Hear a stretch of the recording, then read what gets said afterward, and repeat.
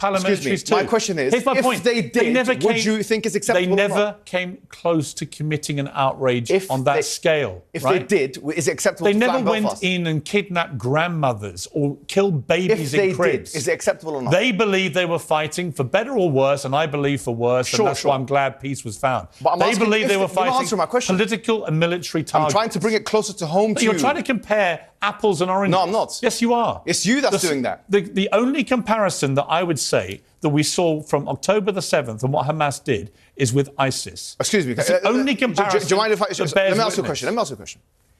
A Palestinian... And ISIS were taken out, by the way, with planes... Me. No, here's my... You didn't do this with the ambassador. I'm going to finish. You did this with Ben Shapiro, which you gave the show to him. No, hang on. I'm giving you plenty of time. No, you're not. I'm giving you plenty. You asked about the analogy of a plane flying over and targeting... But you didn't answer my question. But that did happen, Mohammed, with ISIS. Would you accept Belfast to be flattened or not? Yes or no? Wait a minute. It never happened. So the like for like isn't relevant. It's a hypothesis. It's hypothetical. It's not. I don't do hypotheticals. You don't do hypotheticals? No, let's deal with reality. OK, let's deal with reality.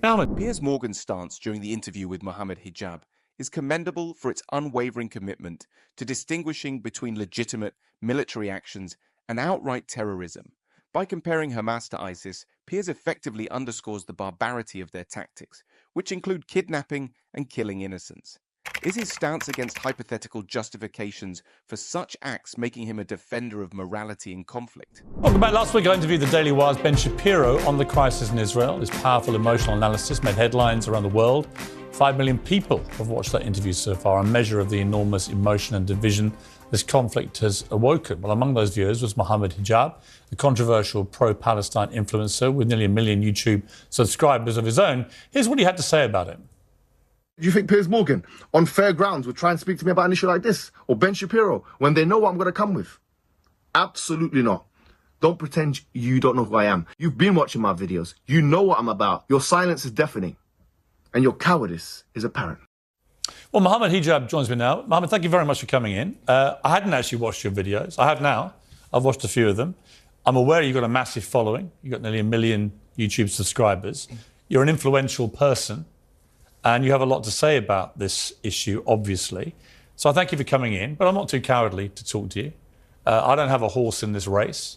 I think I've tried to straddle a divide of being fair-minded with all sides. I've had all voices on the show. I commend you for that, actually, to be honest, for bringing me on. But do realise I did caveat that with on fair ground. So let's hope that this interview is conducted. I intend to be completely fair. Yeah, sure. I promise you, because all I want to get to here is a real sense of what is going to happen. We can all look back at. We can all look back. Let me just. We can all look back. Before that, Piers. Yeah. Sorry, if you want to say fair grounds, you introduced me as a Palestinian controversial. I actually corrected myself. Right. So I said pro-Palestinian. I meant to say pro-Palestinian. So why did the word controversial come into play? I think you're controversial. So are you. Yeah, I wouldn't deny. So is the ambassador. Why didn't you introduce her in that manner? I'm happy to say that to many people, her views would be controversial. So why didn't you introduce me as the Oxford graduate?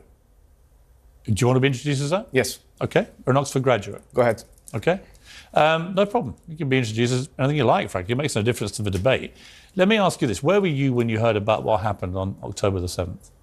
I was at home. What was your reaction when you heard? I was actually very sickened by it. And this is something I do want to put on the table because I think it's fair for people to know this. In our religion, we do not believe, okay, as a Muslim, I am a Muslim, and I do not believe in the killing of any man, woman or children.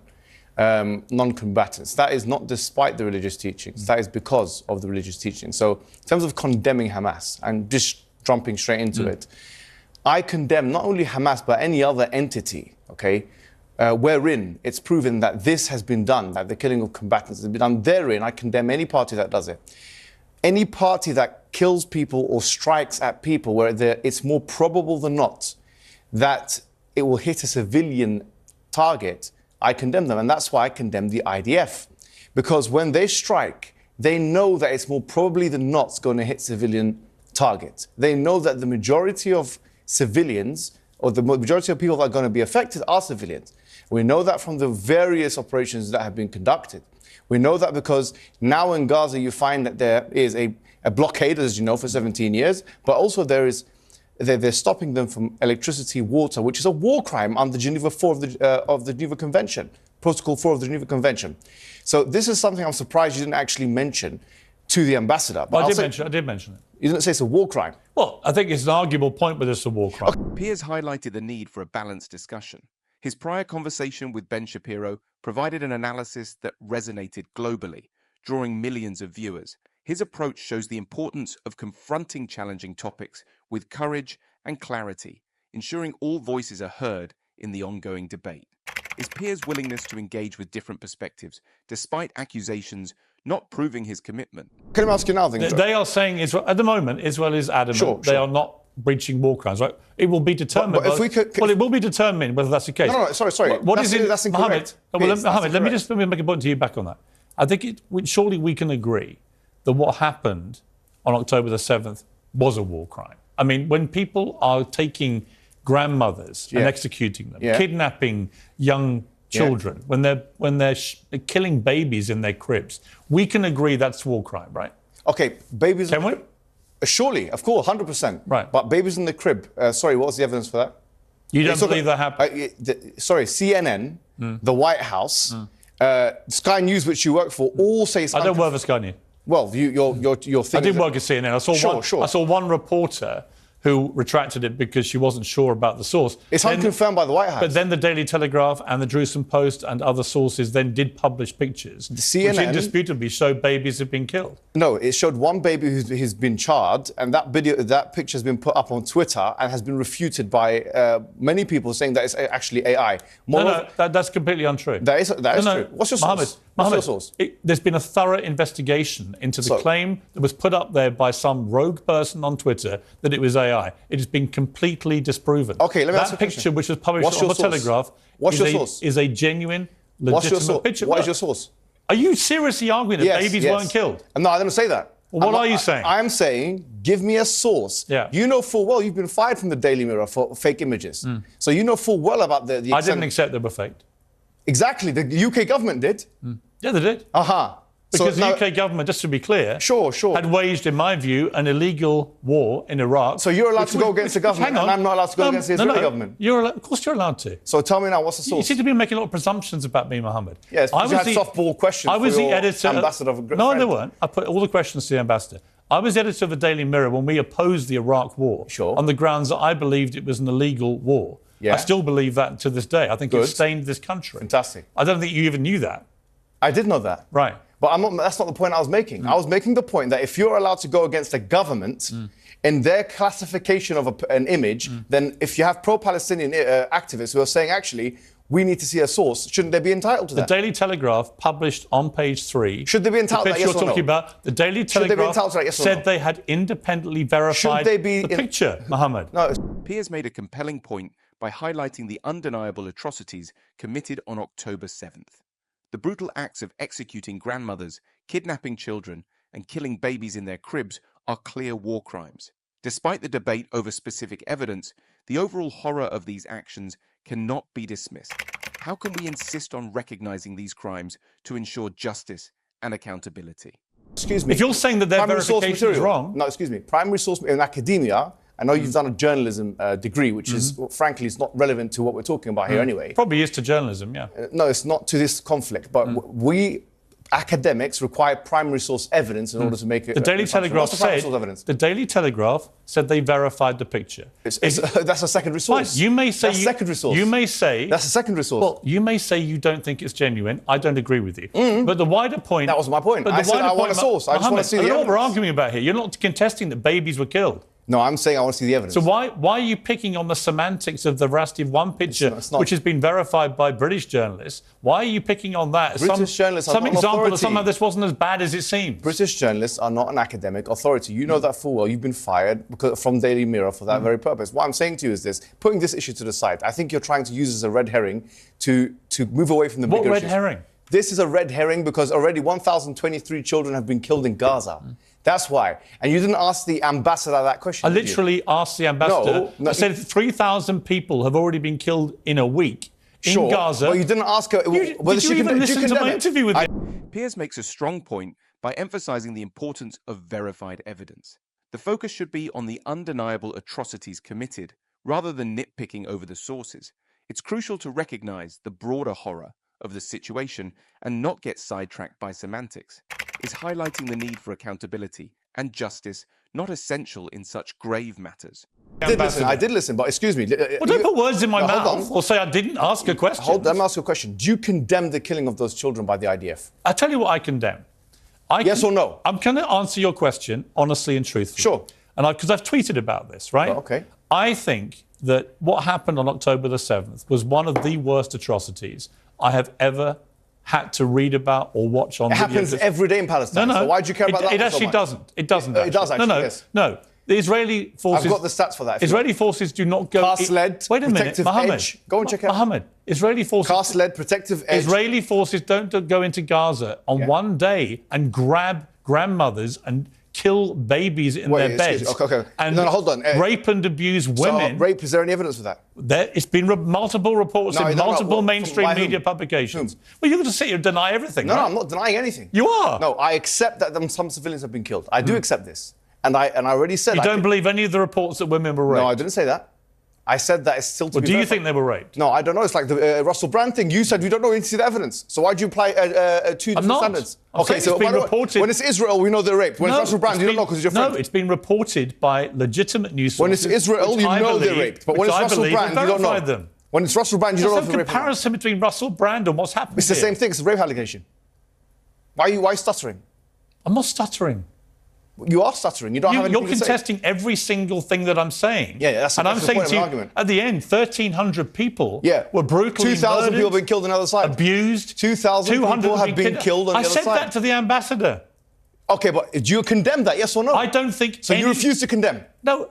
You do refuse to condemn? Why are you putting words in my mouth? Because you're not condemning it, are you? What do you want me to condemn? Israel's right. Excellent. What do I want you to condemn? Yes. I want you to condemn the fact that the IDF, knowing that it's more probable than not, pressing buttons from the sky, killing innocent civilians, 1,000 of them children, that is a war crime and that is not acceptable morally. Just like you condemn the other one. Is it condemnable or not? I believe, given the scale of what Hamas did on October the 7th, Israel is entitled to kill children. No, that's not what I said. Go ahead. They're entitled to defend themselves with force. Okay, excellent. Then the question becomes, Mohammed, it's an interesting debate. Sure. If, as it seems to me, you believe too, Hamas are not a force for good, do you believe that? Well, I think that anybody who kills children and those elements of Hamas who are killing children... Right, so we can agree. So we agree. Piers effectively argues that the actions of the Israeli forces and the atrocities by Hamas are not comparable. It's important to confront the undeniable facts and hold those responsible accountable, rather than deflecting from the gravity of these crimes. Is the emphasis on the horrific nature of the attacks, including the killing of children and the abuse of women, crucial? So my point Finish is, your point. if Israel's purpose is to rid the world of Hamas after the atrocity of October the 7th, how do they do that, given that Hamas embeds itself in civilian areas in the way that it does? Everyone knows that in Gaza. Okay. How do they do that in the surgically clean way that you seem to think they should be doing? Okay, can I say... How do you not kill civilians? Beautiful. I don't like any civilian death. Do you mind if I answer the question? I don't endorse any civilian death. Well, no. You don't condemn it, though, Hang on. Yeah. No, and here's why. Because I support Israel's right to defend itself. Beautiful. Now, can I say something? No, one more point. Then you can reply. Sure. But the question then becomes, what is proportionate? Okay. What is a proportionate response? Okay. I don't have the answer. Excellent. Because I don't know what a proportionate response to 1,300 murders is. When 260 young people at a music festival, most of them peace-loving people enjoying themselves at a festival, when they get slaughtered by people paragliding in with machine guns, I don't know what the proportionate response is. Piers, let me respond to you. So can you tell me? You've spoken for about 2 minutes. You didn't do that with the ambassador. By the way, I'm just showing you're saying fair, but you're not being fair. I've said okay, so let me paint a picture. I will be fair. Sure. I'm genuinely interested in what you have to say. All right, excellent. You're from Irish descent. You know that there was an IRA in Belfast and so on. Okay, so let me ask you a question now. If there was IRA in Belfast and they were occupying council properties and so on, and then we have a plane of RAF going to destroy that council property, destroy all of Belfast, flatten it, as one representative said, Gottlieb. The IDF said that. One of the IDF members said that we will flatten it completely. That's what we want to do. We don't care about accuracy, he said. We care about damage. That's what he said. You didn't question her about that. But anyway, if the RAF were to then go into Belfast and flatten, as the IDF and these guys want to do, if they want to flatten Belfast, with all the white people, I'm going to use the term white, all the white people, council estates living in there, with the excuse that we're doing it because it's proportionate defense to the terrorists. What would you say about that? Here's what I would say to you. Is that acceptable or unacceptable? Here's what I would say to you.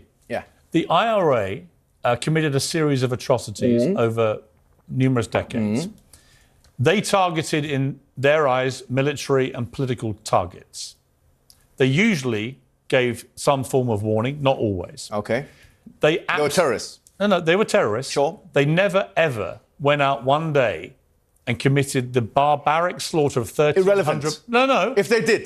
Sorry, it's not irrelevant. If they did. No, Mohammed. They did. Here's why it's not irrelevant. Okay. They never did. But if they did, would you accept the RAF to flatten down Belfast? There were outrages committed by the loyalist parliamentaries too. My question is, here's my point. If they did, would you think it's acceptable? They never came close to committing an outrage on that scale. If they did, is it acceptable to flatten Belfast? They never went in. Piers' stance on Israel's right to defend itself is commendable. He highlights the complexities of targeting Hamas, who embed themselves within civilian areas, making it difficult to avoid civilian casualties. The horrors of October 7th, where innocent lives were brutally taken, demand a strong and decisive response. Is Israel's need to protect its citizens and eliminate threats not paramount? And kidnap grandmothers or kill babies in cribs. Did, is it acceptable or not? They believe they were fighting for better or worse, and I believe for worse, and that's why I'm glad peace was found. They believe they were fighting political and military targets. I'm trying to bring it closer to home to you. You're trying to compare apples and oranges. No, I'm not. Yes, you are. It's you that's doing that. The only comparison that I would say that we saw from October the 7th and what Hamas did is with ISIS. Excuse me. It's the only comparison. Do you mind if I... Let me ask you a question. A Palestinian... And ISIS were taken out, by the way, with planes... Me. No, here's my... You didn't do this with the ambassador. I'm going to finish. You did this with Ben Shapiro, which you gave the show to him. No, hang on. I'm giving you plenty of time. No, you're not. I'm giving you plenty. You asked about the analogy of a plane flying over and targeting... But you didn't answer my question. But that did happen, Mohammed, with ISIS. Would you accept Belfast to be flattened or not? Yes or no? Wait a minute. It never happened. So the like for like isn't relevant. It's a hypothesis. It's hypothetical. It's not. I don't do hypotheticals. You don't do hypotheticals? No, let's deal with reality. Okay, let's deal with reality. Mohammed, let me finish. Then you can answer. So you don't answer the question? No. Here's the reality. The British public can see this. Here's the reality, right? British public can see this. Yeah, they can see it. Yeah, go on. They listen to the debate. Keep going. Right? For what it's worth, I think it's a good debate to have. Right? These are questions many people on the pro-Palestinian side are having. I get it. Right? But you're trying to compare what happened on October the 7th with the IRA. No, I'm not. I used a hypothetical wait a minute, Mohammed. question. I'm comparing it to ISIS. And the way that the world in the end dealt with ISIS actually was to use airstrikes. And many civilians were killed. There's a huge difference many innocent people died. They're not. You don't understand it because... The brutal actions of Hamas on October 7th, likened to ISIS, are indefensible. They targeted innocent civilians, including grandmothers and babies, which is a stark contrast to any legitimate military action.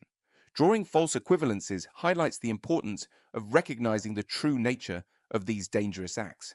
How can we emphasize the need to focus on reality rather than hypothetical scenarios? You have no idea of the religious... What's the difference between what happened on October the 7th and ISIS? The difference between the Palestinian resistance is the following, okay? Any kind of thing which has Palestinian resistance attached to it, and ISIS, which is a brand of takfirism, okay, is that ISIS is just one of many brands of takfirism, which you don't know what it is, which is a kind of excommunication type heresiological Islamic sect, okay? So if there's it's nihilistic mass murder. That's all they care about. Listen, I know what you're saying, but I'm saying something else. You agree with me, don't you? I do, but of course I do, but you're not understanding what I'm saying, so I'm trying to break it down. I am understanding what you're saying. What I'm saying is that anything... And I'm not anti-Palestinian, by the way. Sure, please, but... Over the many years, if you bothered to check what I said about it, I have always tried to shine a light on the plight of the Palestinians. Allow me to speak, please, because you're just talking over me.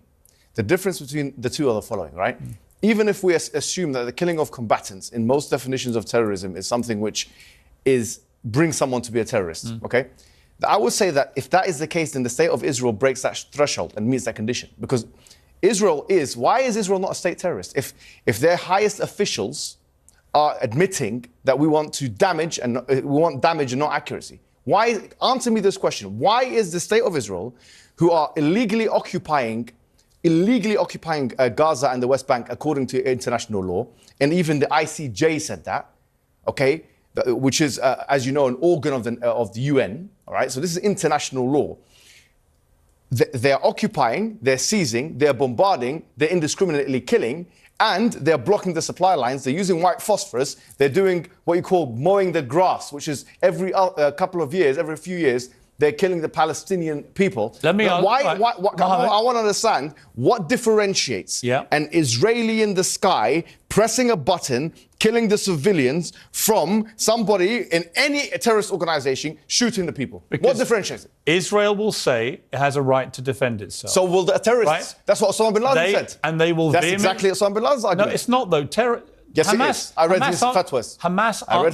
Hamas aren't defending themselves. Bin Laden wasn't defending himself. Define defense. Bin Laden was trying to kill... How do you define defense? Piers makes a compelling point by highlighting the difference between the actions of ISIS and the Palestinian resistance. His assertion that ISIS is driven by nihilistic mass murder is crucial in understanding the gravity of their actions. Is this consistent effort to shed light on the plight of Palestinians while condemning terrorism, showcasing a balanced yet firm stance? As many of the enemy as possible. Let me ask you a question. How could it be that an occupier is defending itself in the first place? The notion that Israel is defending itself is as absurd as the notion that the rapist is defending itself from the victim. Because Israel is the occupier. You haven't asked me. Hold on. Excuse me, let me finish. Just let me finish. An occupier by international law definition means that they are already in an offensive posture. If they're in an offensive posture, if someone brings you to Piers Morgan, grabs you by the thing, throws you into your bathroom, you're in your bathroom, you're screaming and they're eating food, having a good time. One day you come out of your bathroom, you try and fight one of them, who's defending who from who? Mohammed, how can you self-defend when you're occupying? Answer me this question. Let me speak now. No, but answer the question. Let me speak. Answer the question first. Fine, I'm going to speak. Yeah. Let me answer. Yeah.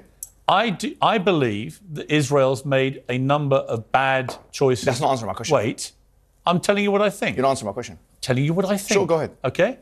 I don't think Israel's been perfect at all, right? You said they had the moral high ground. I think a lot of the decisions Israel's taken are wrong. I think Benjamin Netanyahu, by the way, his attempts to usurp the power of the Supreme Court this year in Israel has been a complete disaster. Do you condemn them from killing civilians or not? I do not. I will defend them this week. Yes or no? Wait. Yes or no? I will defend them this week in defending themselves against one of the worst terror attacks ever. So you can kill civilians for that? You can target Hamas. Can you target? No, hold on. And if Hamas, the controlling, governing, ruling body in Gaza, hide amongst the public, this is a false. Members of the public will die. This stance is commendable for defending Israel's right to protect itself against dangerous terror attacks. Even though he acknowledges Israel's flaws, he firmly supports their actions in the face of extreme violence. This perspective highlights the importance of national security and the difficult decisions that must be made to ensure safety. How do we avoid oversimplifying a complex situation? So you're talking about fallacies. This is called the Moat and Bailey fallacy, which is that you're trying to defend one controversial idea by using another. It's Moat and Bailey fallacy. You can check it up on your own time. The point is this. I'm not asking you whether Israel has a right to defend itself. We've already said of the logical and legal impossibility. The logical and legal impossibility of an occupying power, according to international law, of actually defending itself because it's already... Let me finish. It's already in an offensive posture. Now, I'm saying this. If it is the case, you're just saying it's defending itself against Hamas. Is the only way to defend itself against Hamas by dropping bombs in the most densely populated area, one of the most densely populated areas in the world? Is that the only way? It's a false dichotomy. You're creating a false dichotomy. They can do surgery. They can do insurrection. They can go in and they can target. We're going to take a short break. I'm going to keep you here. I want to finish this. I want to give you the time. I think it's an important debate, an important conversation. Sure. But you have to answer my questions. I will. We'll come back. Yeah, but actually, you have to answer mine. It's my show. Actually, I can answer you. For the record, you can ask me as many questions as you want, but I'll tell you what I think. I've answered all your questions. We're going to take a short break. We're going to come back and we're going to finish with a few more minutes, okay?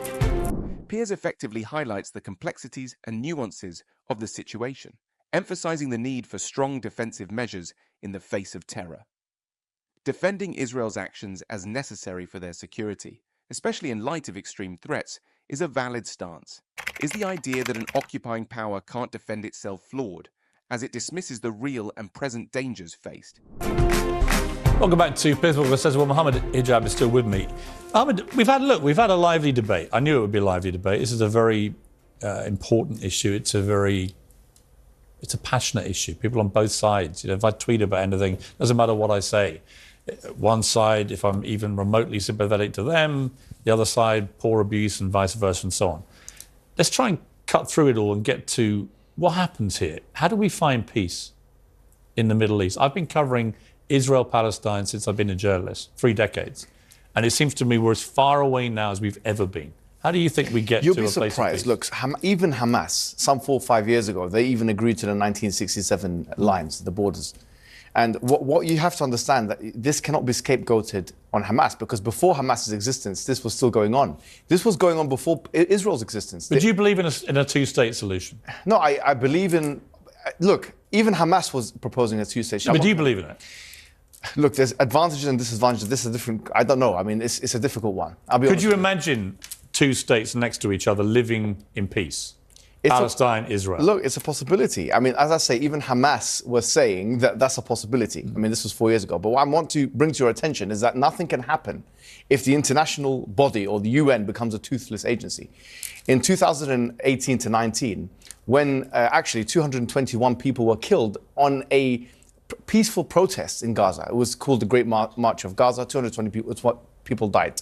Hamas didn't shoot a bullet. No rocket was launched, yeah? So 220 people died, and this is even mentioned by the UN and these kind of agencies.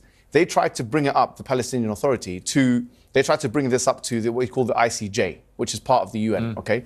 What happened is the Donald Trump administration, they threatened to freeze the assets of the ICJ, which tells you the following. What are the Palestinian people to do? Because the fact of the matter is, if they try and bring it up... Let me ask you... let me finish the point. Let me finish the point. If they try and bring it up... We're running out of time, that's why I'm jumping in. But if they try and bring it up to international law, it's thwarted. I do think international law matters. Sure. I just don't believe that any peace can be achieved with Hamas in charge. Do you? Before Hamas... Now, after what happened last weekend. Forget about last weekend. Last weekend is... Can't forget about last weekend. No, it's not. Before last weekend, before Hamas in 1987, this was still going on. But not on this scale. And worse. No, it wasn't as bad as this. What are you talking about? What happened on October 7th that shows ignorance was of the history. single worst assault on a populace since 9/11. It was. Yom Kippur War was 2,600 people died, by the way. 1973. That's false. In one day? In one day, I don't know, about 600 people died in one day. Mohammed, I've got to leave it there. We've run out of time. I gave you more time than I planned to. Sure. I hope you appreciate that. Thank you. And I appreciate you coming. Piers' approach in addressing the Middle East conflict is commendable. He cuts through the noise and focuses on the core issue, finding peace. His insistence on a balanced discussion, despite the backlash from both sides, showcases his commitment to uncovering the truth and seeking solutions. Does Piers' experience in covering the region for decades not add weight to his perspective? Piers Morgan made some compelling points in this debate. But what are your thoughts on what Piers had to say? Let us know in the comments, and remember to like, share, and subscribe for more thought-provoking content.